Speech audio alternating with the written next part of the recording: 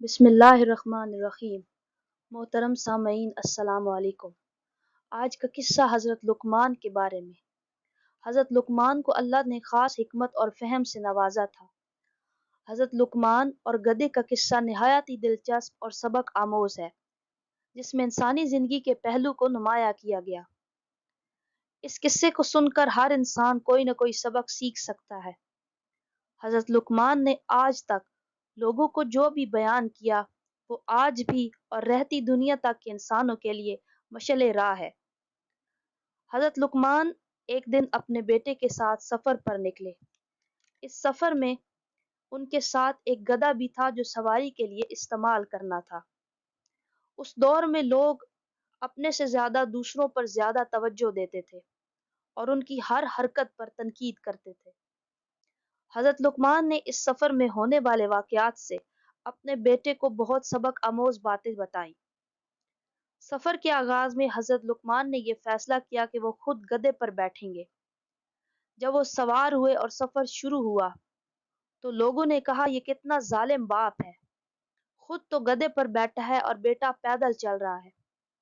मगर हज़रत लुक़मान ने लोगों की बातों को नज़रअंदाज किया और अपने बेटे की तरफ मुस्कुरा कर कहा, बेटा, लोग जो चाहेंगे वही बोलेंगे। फिर हज़रत लुक़मान ने अपने बेटे को गधे पर बिठा दिया और खुद पैदल चलने लगे। जब थोड़ा सफ़र तय कर चुके, तो रास्ते में मौजूद लोगों ने कहा कि कैसा बेटा है, खुद तो गधे पर बैठा है और अपने बूढ़े बाप को पैदल चला रहा है।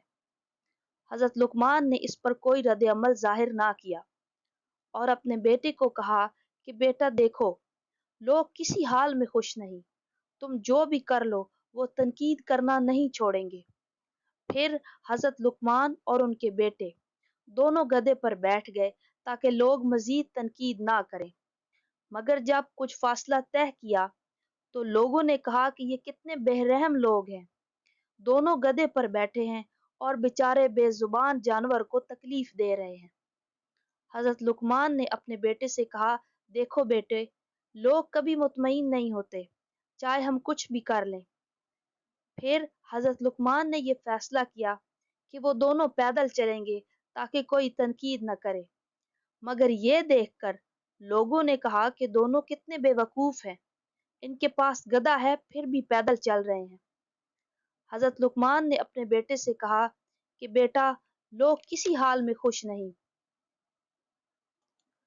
तुम सबको खुश नहीं कर सकते, इसीलिए तुम्हें हमेशा अपने फ़हम और लगन से काम करना होगा और जो तुम्हें सही लगे वही करना चाहिए, चाहे लोग कुछ भी कहें।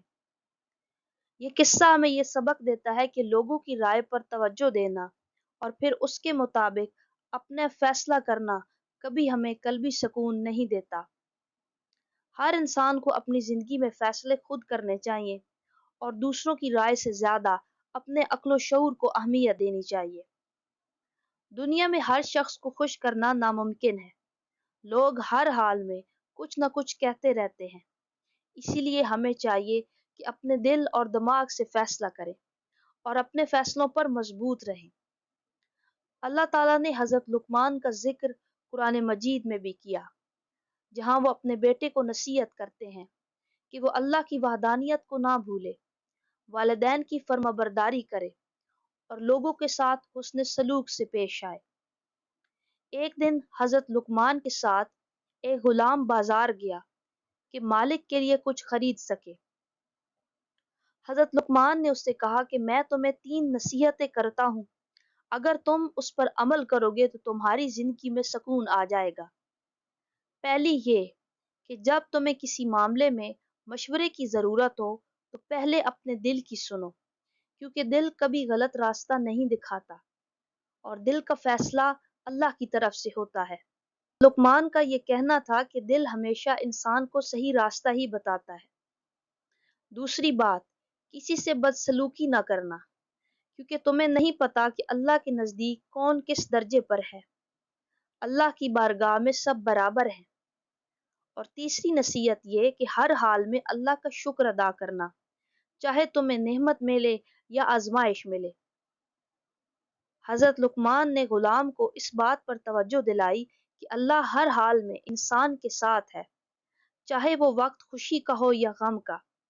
اسی لیے انسان کو ہر حال میں شکر گزار ہونا چاہیے۔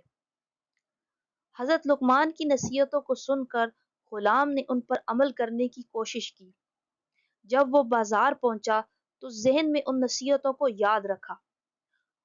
اسے سامان خریدنے میں کچھ مشکلات بھی پیش آئیں، مگر اس نے صبر کیا اور اللہ کا شکر ادا کیا اور کسی کے ساتھ بدسلوکی نہیں کی۔ نتیجہ یہ ہوا کہ غلام کی خریداری بہترین طریقے سے ہو گئی اور وہ بغیر کسی مشکل کے اپنے مالک کے پاس آ گیا۔ جب حضرت لقمان نے دیکھا کہ ان کا غلام ان کی نصیحتوں پر عمل کر رہا ہے تو وہ بہت خوش ہوئے۔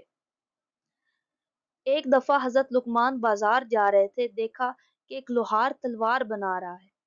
وہ تلوار کو گرم کرتا ہے، اس پر ضرب لگاتا ہے۔ تلوار ٹھنڈی ہو جانے پر وہ دوبارہ اسے گرم کرتا ہے اور ضرب لگاتا ہے۔ حضرت لقمان نے اس سے پوچھا کہ تم یہ تلوار کس کے لیے بنا رہے ہو؟ اس نے کہا کہ یہ میں ایک بہادر نوجوان کے لیے بنا رہا ہوں۔ حضرت لقمان نے کہا کہ تلوار بناتے ہوئے تم نے کبھی یہ سوچا کہ یہ تلوار کس کے لیے استعمال ہوگی؟ دیکھو، یہ تلوار دو کاموں کے لیے استعمال ہوگی، ایک تو میدان جنگ میں انصاف کے لیے اور دوسری ایک ظالم کے ہاتھ جائے گی جو بے گناہوں کا خون کرے گا۔ اسی لیے ہر کام کرنے سے پہلے ہمیں یہ سوچنا ہوگا کہ اس کام کا کوئی نتیجہ نکلے گا۔ ہمیں وہی کام کرنا ہوگا جس کا نتیجہ اچھا ہوگا۔